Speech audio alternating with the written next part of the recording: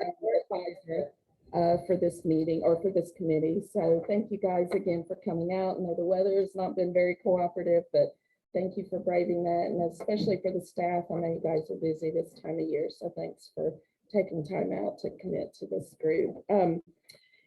We'll start with calling the meeting to order, and write down the time on that.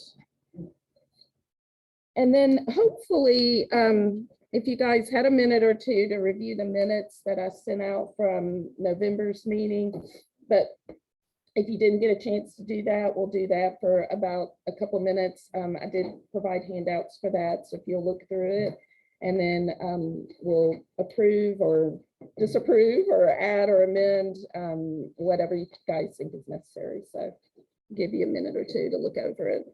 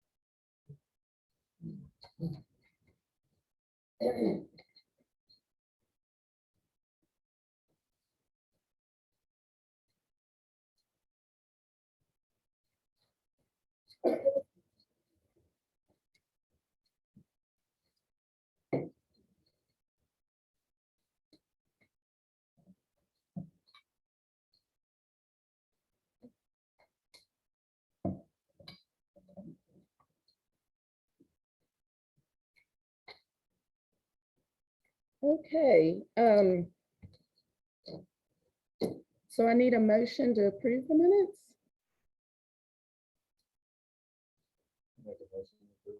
All right. And then I need a second. Yes, ma'am, thank you.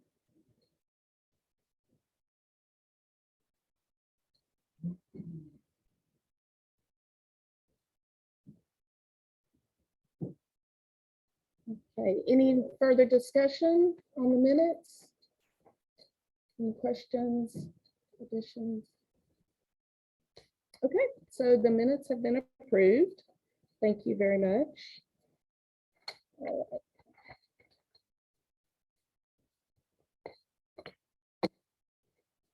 Okay, so we will start with our reports. If you were with us last month, I did kind of have an intro definition about SHAC, and I thought it'd be good to kind of keep that on our agenda, especially as we have people that rotate in and out. So that is why I left that on the agenda for you guys to look at again. But we will move on to reports. And I've asked Kim Gesford, our public health nurse for Walker County DSHS, to speak to you guys today about prenatal classes that she's offering for the county, for our participants, anyone that's interested in joining. So I thought I'd let her go ahead and kind of give us an overview on what she's offering to the community. As you said, my name is Kim Gesford. I'm the public health nurse for Walker County, and we have currently started. I did my first one at Castle High yesterday on Mommy, Are You Ready? And it offers the prenatal, labor and delivery, postnatal, and breastfeeding. And then I'm doing one class each week for a total of 4 classes per month.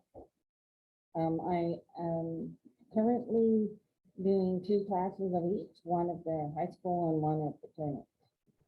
And at the clinic, it's on Thursdays from 2 to about 3:30. And it's starting today. Here I'll leave some flyers with Celeste on the Mommy Are You Ready program. Also, I just wanted to mention the community resources for Walker County. as far as what our clinic does, immunizations, TB care, the prenatal education, as I talked about. And we have someone at Region that talks about tobacco prevention, vaping. If anyone needs that, I can hook you up with who you would need to contact on that. So I'm gonna leave with some community health service flyers as well. And my card, if you have any questions or you wanna call me, you can do that as well. Any questions? Would you mind giving them the sort of topics that you're gonna cover in the Yes, prenatal? Well, the prenatal talks about nutrition, activity, the test that you should have done during during pregnancy. I'm probably missing something in there. And the labor and delivery, of course, that's explanatory. It's gonna go over what's gonna happen. Before the hospital visit, before you actually have your baby. Then after postpartum, we're gonna cover postpartum depression, and how to care for your baby in safe sleep. We'll discuss safe sleep in there. And then breastfeeding, of course, is an extra class. You may or may not have to take that. It depends if you're planning on breastfeeding. Of course, breastfeeding is best. Breast is best. Also, lost my train of thought.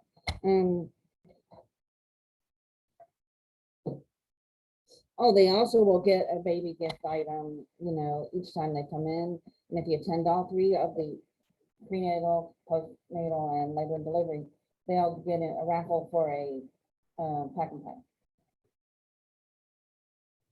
Okay, great. There's three, and then four if they plan to breastfeed. But they have to attend three, the prenatal, labor and delivery, and postnatal to actually, all three to actually be in the raffle for the pack and play. I'm sorry? How many did you have participate at the high school level? Did you say all three at the high school? Yes, I did. Yeah, I don't want to say. Oh, okay. I didn't know like if it was like 6 or 26. No, not 26. Under 6, let's just put it that way. Okay? But they're for people that are kids. Yes. Gotcha. So if you know anyone in the community that would benefit from these classes, they can call me. I'll get them signed up. We're excited about starting this new program. It's basically to help mothers and children. Part of our job is prevention, and we want to prevent problems with babies, and we want healthy babies, we want healthy moms, we want healthy outcomes.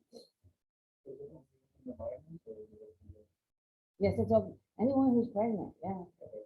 Because the students are minors, but once they're pregnant, they're emancipated. So, yes, it's open to anyone who you think would benefit from it. Thank you. Thanks, Kim. Okay, and next on our report is Mr. Reese. He is the chair of our district school safety and security committee, and they have been very busy this year. And so I'd like for him to bring you guys a report. Good morning. Thank you for the opportunity to speak on school safety. It is a #1 item on the forefront throughout the state of Texas, and especially in New Waverly.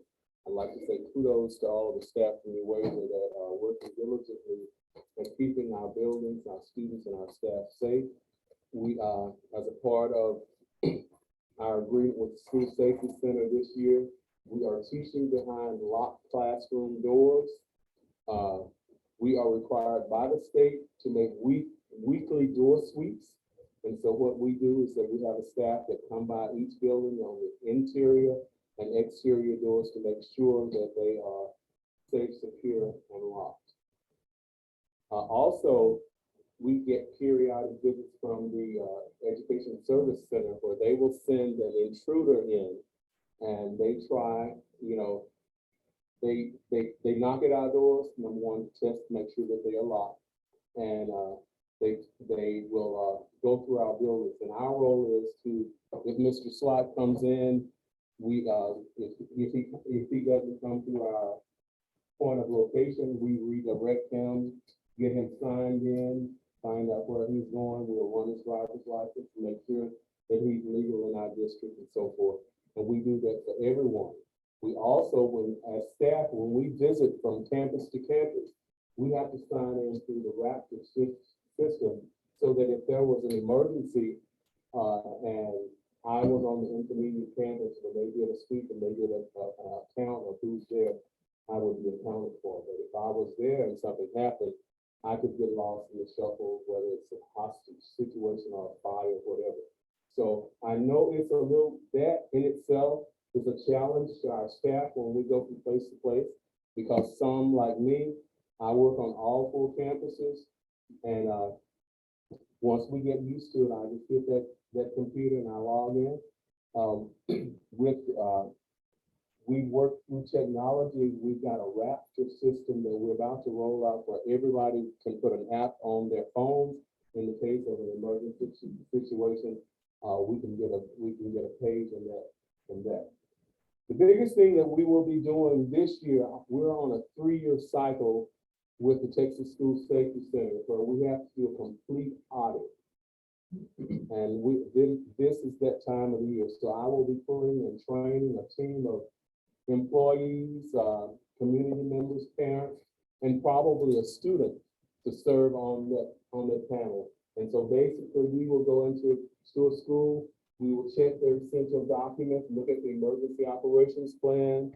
We'll look at their student handbook, the faculty handbook. We will interview a student as to whether or not that student feels safe, or whether it's physically safe or emotionally safe and sound or whatever. We'll interview a teacher. We go into the nurse's office and we check the documents.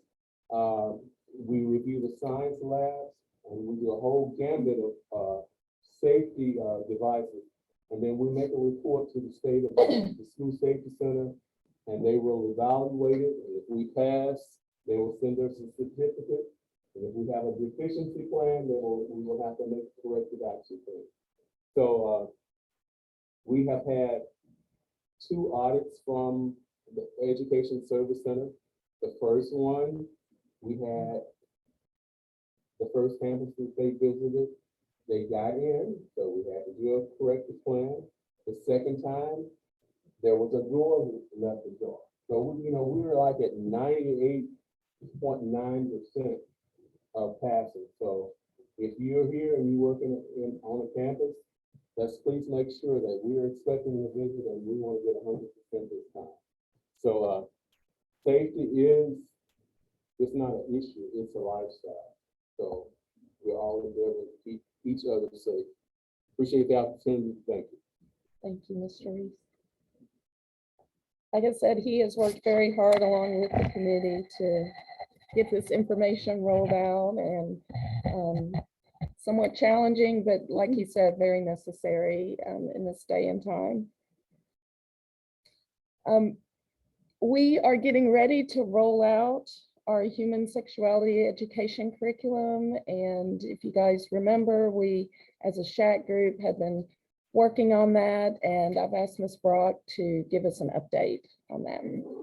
Yeah, so back in the summer, the school board adopted a curriculum for New Waverly ISD to teach the sex ed portion of the health peaks. And so the intermediate school is actually getting ready to do their lessons in March. They've sent out their opt-in letters. They've gone home.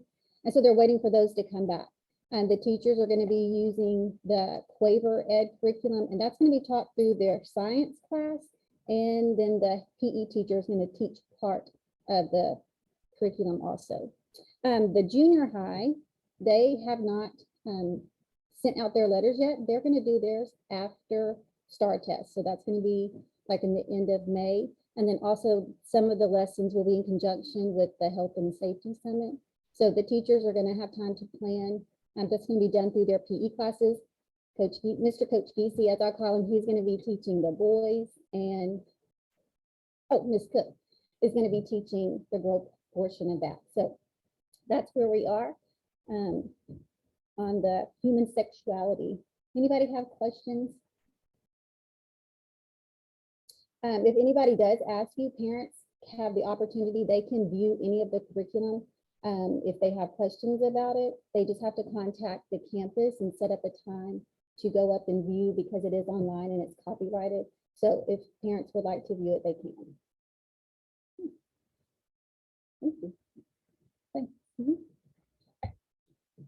And then lastly, on the reports, I wanted to give you guys an update on the CPR graduation requirements. So the state requires that by the time seniors graduate, they are required to be exposed to a CPR class or CPR training. So we're going to start, or I am going to start setting up those classes in about a month or so. And we've done this every year. So we'll rotate our senior class through the classes or through the class and get them squared away before graduation.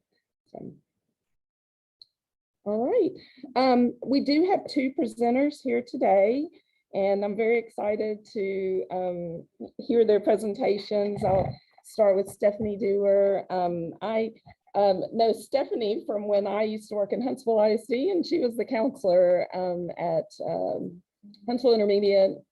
And so we kind of go way back. Our sons are in Scouts as well. So, but I appreciate that she has, well, not a new role, but of Region 6. Still don't know about it. Yeah. Am I able to pull up the presentation?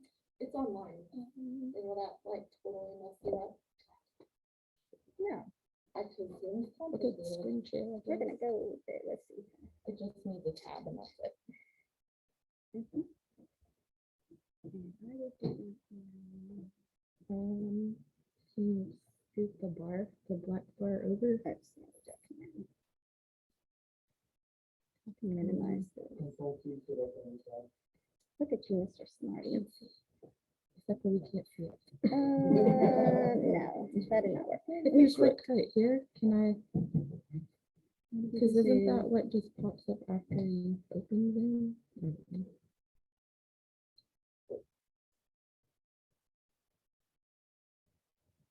Yeah, I think if I open it in one of these, it won't mess with that. I'm gonna let you do it, and if we get disconnected, we will just reconnect.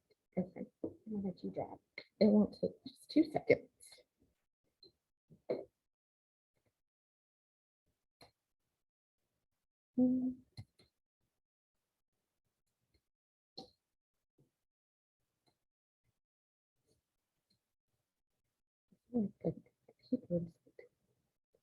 Okay. Right. Do you mind clicking share? Just tell me. Okay. So my name is Stephanie Dewar. I work for Tri-County at Region 6. And I'm the House Bill 19 mental health outreach specialist. The way that I explain my position to people is that I'm like a child of divorced parents. So my dad is Tri-County and he pays my allowance, but I live at Region 6 with my mom and I follow her rules too, right? So basically I kind of work both places. And my whole role is to support mental health.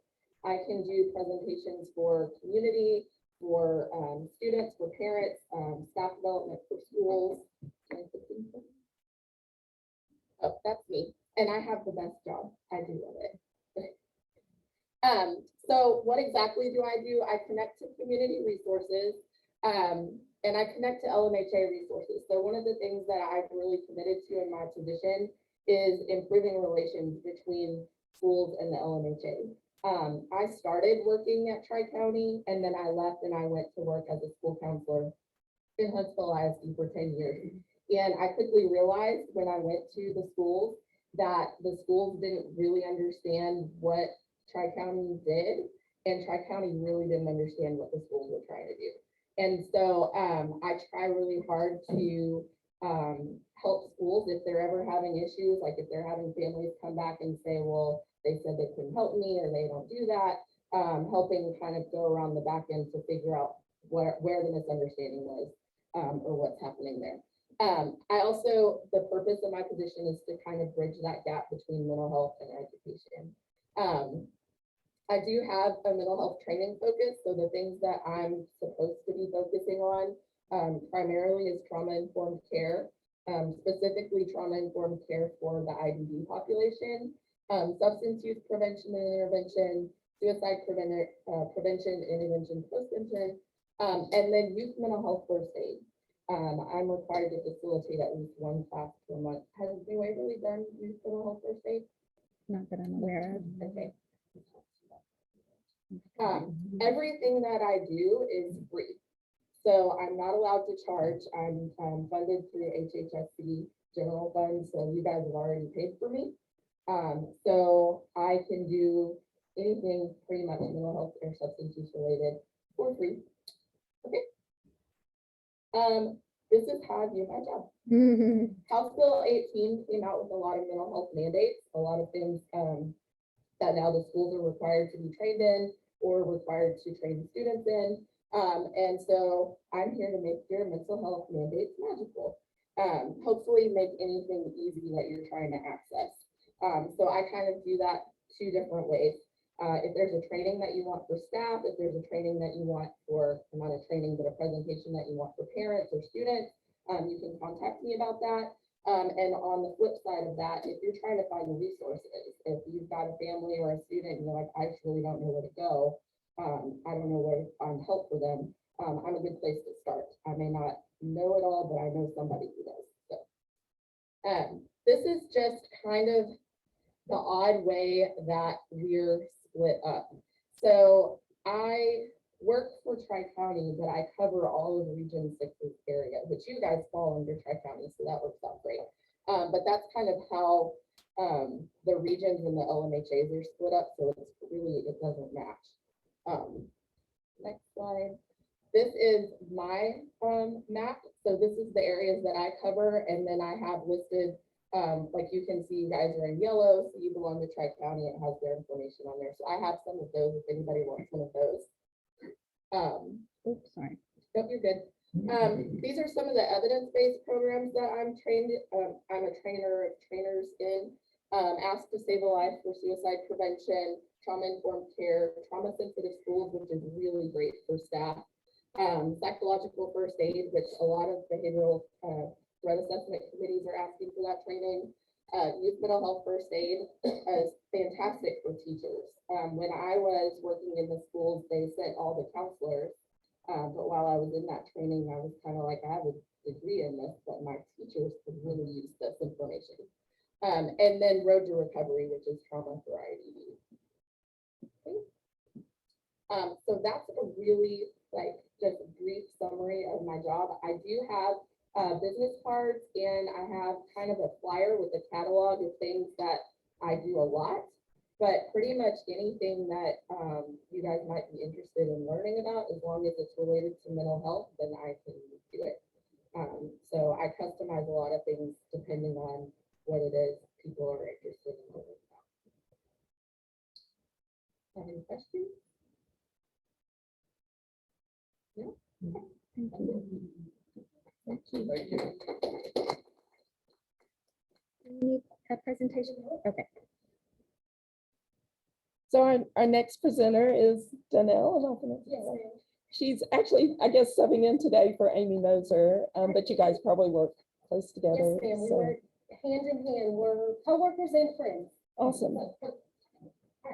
Instead of a presentation today, I actually have some flyers that I do want you all to take a look at with me.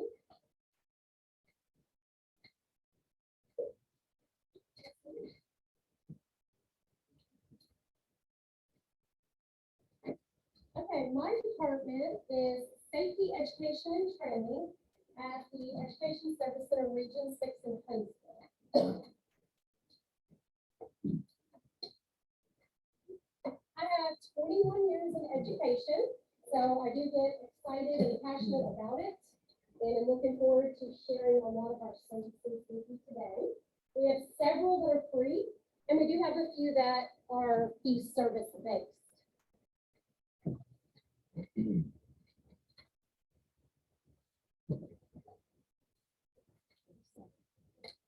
Ladies, here's extras. Thank you. Yes, ma'am. Okay, just to give you a little background, I love our little small local communities. I'm definitely a resident of Walker County for 28 years. I started my career in education as the high school ag teacher at Huntsville. I did that for 5 years, and they graciously voted me in to be the team leadership instructor for the high school. So I got all the kids that were tagged needing some help, and they're my favorite kids. And still today, a lot of my favorite kids to serve are those that are in need of services that we actually now provide. A lot for free and in partnership with Stephanie also. From there, I also taught 13 years at the college freshman. Also my favorite group of students was the freshman class sponsor at the high school. And so it goes without saying, out of all the things I could teach at the college, freshman was my favorite and what I chose to do passionately. Meanwhile, I left the high school and came over to the service center and have been in the safety education and training department ever since.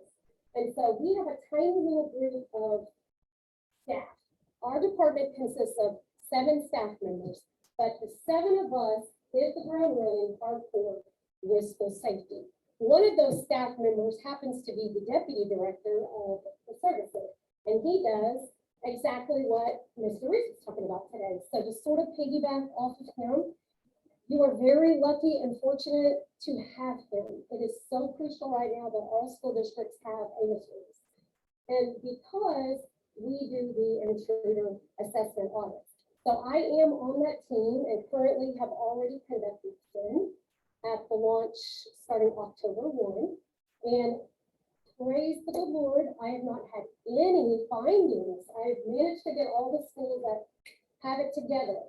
I cannot say that about all of my staff members. There's been several that some schools have appeared to be a train wreck.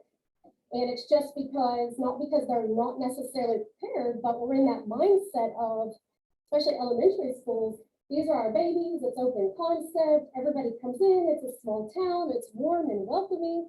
I mean, that's the way we taught school, and that's the way we would prefer to teach school. You walk in, everybody knows everybody.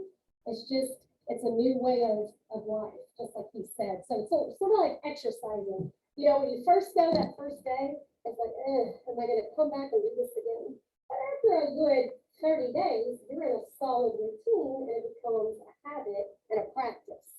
And so that's what we're trying to train all the school districts that we serve, and we're helping and assisting school districts that are outside of our region. They have pegged Region 6 as one of the leads in all 20 service centers. Matter of fact, we're going to Lubbock to audit 17 school districts, and there's only 3 of us doing that. So they've asked us to come in and help them, and that's Region 17. So we believe in assisting our school districts, helping them and doing that to the best of our ability so that their partnership with TEA, their partnership with Texas School Safety Center, they're able to get where they need to be, that 100%. You know, may not start that way just because we're still in an old mindset, but as we start moving forward, those things improve. And a lot of times we try to promote and push and tell our school districts, this is not, you know, when we do the school safety audits, it's not a come in and I gotcha. It's a, let me come in and help you. These are the things that we need to improve. These are the things that as the money's coming from the state, we need to apply those funds to a perimeter fence. Or if you've got 4 broken doors in a school district, I mean, those are a priority to fix. Okay, so some of those types of things is what we try to come in and assist with. Just like Mr. Reese said, we do the intruder audits. I mean, the first thing we come to the school and look at is can we breach 3 doors? So we'll walk around the whole school that the school will not know, and we'll start opening doors, and then we're just praying the kid doesn't let us in. Because honestly, they do. They see, you know, especially me. Like if they see me, I don't think that I look threatening at all. So I come to the door, everybody's in gym class, I see cute, precious kids, I'm like, please don't let them in, please don't let them in. And they don't. So far, I have not had that issue. Some have. And so that's a huge concern. There's been a lot of mixed feelings about once you're in the school and you're testing doors to see if they're closed and locked, because the school district has a verbal and or written policy that the doors, classroom doors be locked while there's instruction taking place. There's been lots of questions when we come in to audit that. But I'll tell you this, if we can't get in from the outside, I mean, that is first and foremost, most important. If we get in from the outside, that's the part that the school should be concerned with the most. We breach and get in, I mean, you're in, you're past the first point of, that's the first piece of protection anybody in that schoolhouse has. So that is the most important. Once we're in, then all the other things, it's a domino effect. We check all of those things. But just keeping somebody from the outside randomly going to the side door and getting in is crucial. So if a school fails that piece, they need to work on that. That should be long before we ever had any of this. So that's something to consider, and you guys have a chief that's helping with that. And so a lot of school districts do, and the larger school districts, I mean, they have so many schools to oversee and maintain, and I mean, that's just a squeaky wheel trying to get clean and keep rolling. So I do have a lot of knowledge in that area. If y'all have any questions before I leave today, please feel free to ask that. I'd be more than happy to help and assist, or if you have questions on how that works and what takes place in your school districts in regards to that, I'd be glad to assist and help. Meanwhile, the flyers that I've handed out today, one of them looks like this. This particular flyer is some of our services that are all strictly free. This is a partnership that my department has with the Texas Department of Transportation, and they are all safety curriculums. And the purpose that they serve is that we reach elementary, junior high school, adults, community, any of them. So all of these particular offerings or these particular courses and trainings can be for any particular audience, because we have activities and curriculums to meet the needs of all of those, and they're free. So for example, our school bus, we have a school bus safety program that we actually train and teach school bus drivers for free. So certified training, and we have 2 gentlemen in our department, I'm so excited to say this, but are these state pillars. So the state of Texas, when you have to get your bus certification and recertification and CDL, we actually have the 2 experts. So DPS contacts our department if there's any questions about certain things, laws, and things that they need to meet as requirements as a bus driver. We actually talk to them and speak with them as experts in that field. So we have a team that goes out, those gentlemen train bus drivers, and if there's a crash or accident or an incident in any school district, we can come out and provide training to combat that. So, and once those trainings are complete, they get a certificate for their file, so that they've had some training, and any transportation director will be a part of that, but also has that in their file that they have received specific certified training in an area of need. We have 17 subjects for school bus safety. And then for the kid level, we have an adorable little Betty the bus, and she's super cute. She goes out and does assembly presentations on how to behave on the school bus. So once we train the adults, we can come back as a best practice, train all the kids that ride the bus, and teach them the things that they need, to help the bus drivers and to get them safely to their homes or to and from school. We have bike and pedestrian safety. We have car seat safety. We also have alcohol and drug safety. Hot topic. Vaping is huge right now. I've gone out many times with Stephanie, and together we've teamed up and done a lot of assembly presentations. She actually has an outstanding presentation that's very kid friendly, like it is age appropriate for the audiences that we serve. And so when we do assembly presentations, we're talking, it could be from 100 kids to I think 900. Yes. And actually pretty good. You would never think that you could wrangle that many students and keep them engaged, but we are able to do that to the best of our ability. And, if you have a handful of kids that walk out of there with a little bit more knowledge or some information to help them make an informed decision, we don't go out and hammer them with the old school, just say no. we talk to them and tell them, we encourage you not to do this because, and we give them the details and the statistics and the facts on why you should say no to these things and choose a better choice of not vaping or what's in them and what you're getting from somebody else. You have no clue what, we go through all of those specifics so kids have knowledge. It gives them a little power to make a better decision or a better choice for themselves. And that's the way we gear a lot of our education and information. And lastly, we do have a program that costs, but this is a one-time, crucial, important program. Once you get a driver's license, that's it. You've got it. You don't have to do it again, hopefully, unless you get a revocation or something of that nature, an infraction. But we do have a great driver education program. Again, myself included, there's 3 of us that are experts in driver education. We know the law, and we know how to walk your child through the entire process. That's brutally painful. It is not easy to go through that process in the state of Texas for a kiddo to get a driver's license. And if any of you are going through that right now, you are fully aware of what I'm talking about. If you're fixing to, brace yourself, no pun intended, put your seatbelt on because it's a ride.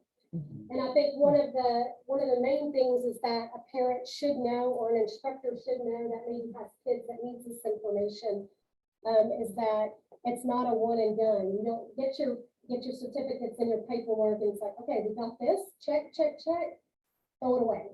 I try to encourage parents and kiddos that once you start driver education, make a folder. It's that simple, make a folder.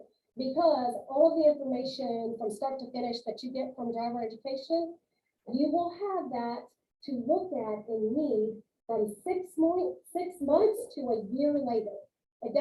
You don't just take the classroom and then throw your things away and you don't have to come back to that piece. You will have to reference that, and DPS will have to have information anywhere from 6 months to a year down the road, depending on at what age your child has started the driver education program. So they have to have those documents, legal documents, for a year. So keep them and hang on to them. And if that's one piece I can leave y'all with in that program today, it's just encouraging y'all to stay the course on it. It can be long, but we are experts in it. You can call us. A lot of times you can't get a hold of DPS on the phone. That's very typical. And the wait time, if you call Austin DPS, if you can even get in, is an hour. So call us. We're experts. We've got connections there, and we can answer. I assure you that you will not get passed to someone else. There's 3 of us in my department that can answer every one of your driver education questions. And that includes instructor training. We train all the driver education instructors in the state of Texas that teach in a commercial entity or in a school district. And that is my spill for today. Do y'all have any questions about some of our safety programs or what we do? Okay, thank you. Enjoy it. Thanks, Stephanie. Yes, Appreciate ma'am. you and Stephanie, very detailed information. So thank y'all. All right. We're going to move on to our wellness policy and wellness plan. And I apologize, I did not greet our 3 staff that are on Zoom. So that's Coach Cook, Miss O'Brien, and Miss Bostick. And they are all at the junior high campus. So thank you guys for joining us this morning. So for the wellness policy and wellness plan, you guys may remember we worked on that at our last meeting, and each district that participates in the National School Lunch Program, which of course we do, and or the school breakfast program, must adopt a wellness policy. And this is under federal guidelines. So we do have an existing legal wellness policy, but what we were tasked with this year is updating our local wellness policy. And this is required about every 3 years. So we were due for that. We have worked on it, and I have to say thank you very much to Ms. Brock. She has helped me tremendously through that process. And then we both took it to the board at their last meeting in November and presented the updated wellness policy, and it was approved. So at that point, or at this point, what we were doing, because we wanted to kind of move it along in conjunction, once we got it approved, we were sort of in the process as well with our own district wellness plan. So basically, the wellness plan is used to, it's a little bit confusing, but the wellness plan is used to implement the district's wellness policy. So what I've included for you in handouts is what our work groups participated in. And if you will, well, the first handout is our local policy for you to review. And then the next two are the physical activity and nutrition. So just to give you a quick update for our physical activity wellness plan, our work group consisted of Coach Lott, Coach Pope, Erica Williams, our athletic trainer for the district, Coach Holtai, Coach Strati, Coach Cook, Coach Gillum. So you kind of see a little theme, common denominator. We wanted to get our coaches involved in this because they do have, a vested interest, obviously, in physical activity. So I can give you guys a few minutes to kind of review what we've updated. And it is a kind of a lengthy document, but once we put it all together, I will present you guys with the finalized document. The other part of the wellness plan is the nutrition portion of it. And you'll see that our work group was Ms. Brock, Ms. Abramsky, our two students from the high school, Hanaya and Callaway, Dane Bossert, who is from the Houston DSHS office, and then Jewel Gregory. Ms. Gregory is our nutrition services director. So of course we needed her guidance. Nutrition can be a very sort of complicated because they have to follow federal guidelines. So we really had to make sure that we were aligned with those policies that she is following. If you guys want to take just a minute or two to kind of look over it, and then let me know if you guys have any questions with any of the sections.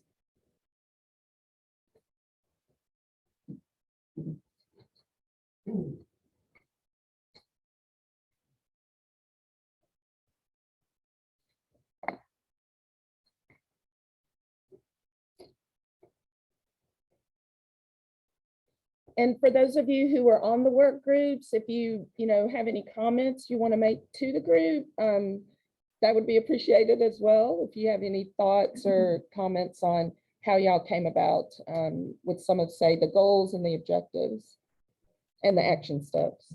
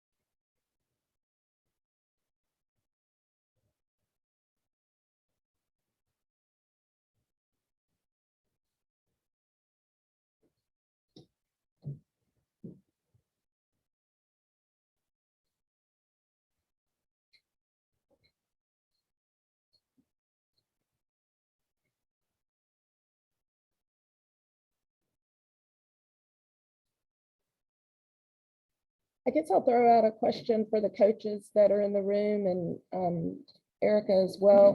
Do you guys feel like our wellness plan for physical activity is well detailed? Is there any sort of comments or thoughts? Of course, we also have Coach Schaub here, who's our athletic director. So we just want to make sure that we've covered all our bases.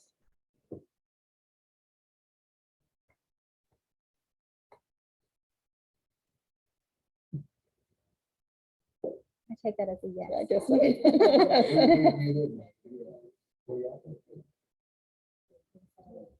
Pretty solid. Okay. Thank you. All right, thank you guys. And I know Miss Gregory couldn't make it today, but we're in communication with her, and of course she'll give us the final sort of stamp of approval on the nutrition part of it. So, but thank you again to the work group. Y'all worked really hard on it, and we also had input from Coach Cook and Coach Gillum, and that was really helpful for us to be able to produce a solid, as you guys said, solid documents. Once we get the document in place, we will post it on the district website as well for the community, and I'll get copies to each of you. All right, we'll move on to the Health and Safety Summit. So for you guys who are sort of old timers on the SHAC committee, you may remember that we host a Health and Safety Summit every year, and we alternate between the junior high and the high school. And we had it at the high school last year, and I felt like it was very successful, as it always has been. So this year, the junior high gets an opportunity to hear our speakers and presenters. We have scheduled the date for May 19th. So we thought our sort of pre-planning group felt like we needed to give our students and staff the opportunity to prep and prepare for STAR testing and kind of push it, because typically the summit has been held in the spring, March, April-ish, kind of before, after spring break time period. But this year we just felt that we could provide sort of more of a focused enrichment, I guess, call it a curriculum, after that pressure is off of staff and students. So I think that we may go forward in the future with continuing to host it in May, as long as the testing schedule allows us to do that. I have included some tentative topics for you guys to review. These are topics that, some of them longstanding topics that we've always had every year or with every summit. Some are a little bit new, and these seem to go over really well. We've talked in years past to students to get their buy-in as well in terms of what they suggest or think what the needs are on their campuses. We've talked to counselors, particularly Miss O'Brien, since this year it will be hosted at the junior high, and the needs that she sees at her campus. So if there are any others that you guys want to entertain, I can add them to the list.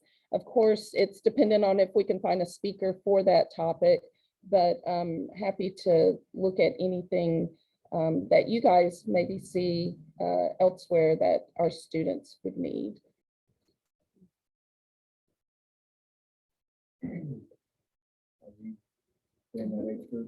Gotcha, yep. It was that Coach Pope that said, hi. Further in depth on that, if you find a dental hygienist to do teeth also, that was a big hit in my age group for a few years back.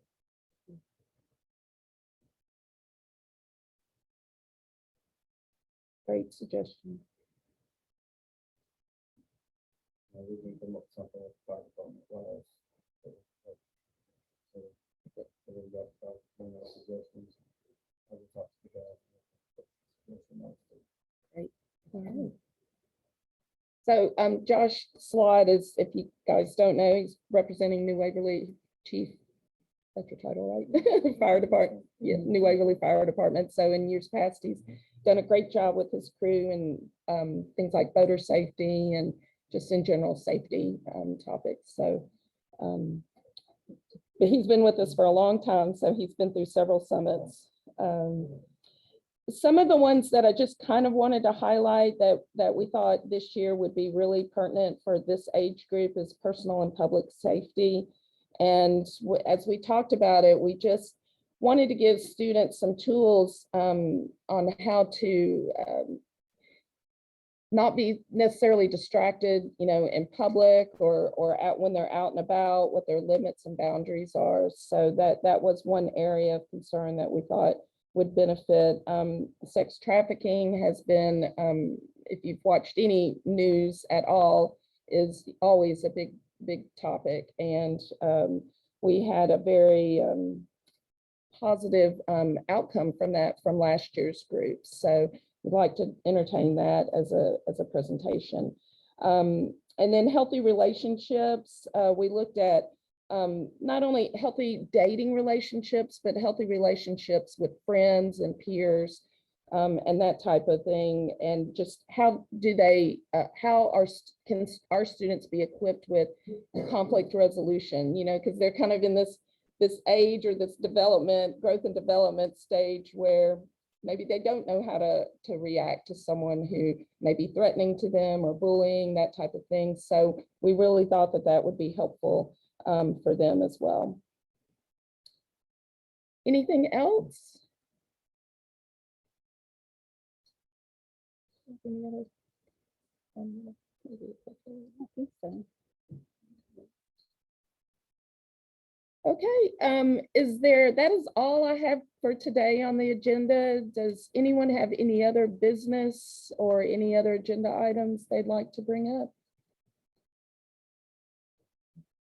I have a question. Sure. Can you guys, are y'all able to post like these programs or like the driver ed on like the Waverly Facebook page?